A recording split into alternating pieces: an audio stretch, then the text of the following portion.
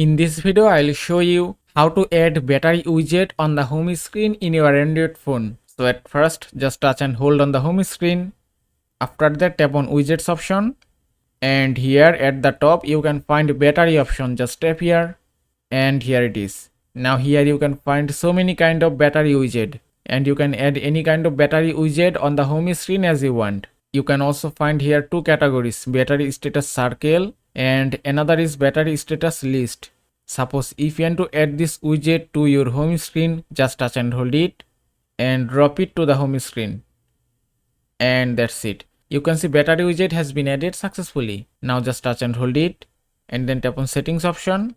Now from here you can customize your widget. You can enable or disable background from here. Also from here you can change shape. And from here you can change your background color. You can choose light, dark and mesh font settings. Then just tap on save and it's done. And that is how you can add battery widget on the home screen in your Android phone. I hope this video was helpful. If it was, please give it a thumbs up and don't forget to subscribe.